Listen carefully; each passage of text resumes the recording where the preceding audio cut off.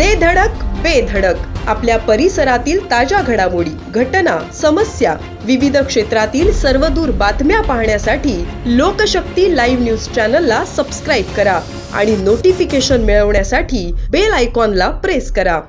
नागोठणे परिसरात पावसाने काही दिवसांपासून चांगलेच हजेरी लावली आहे. नागोठणे परिसरात पावसाचे आगमन झाले असतानाच गुरुवार दिनांक 13 जून रोजी सायंकाळी ढगांचा कडकडाट व विजांसह आलेल्या पावसाने नागोठणे शहर व परिसराला झोडपून काढले. यातच नागोठणे जवळील वेलशेत येथे अजितराम घोडिंदे यांच्या घरावर वीज पडल्याने त्यांच्या घराचे प्लास्टर व इतर बांधकामाचे नुकसान झाले आहे.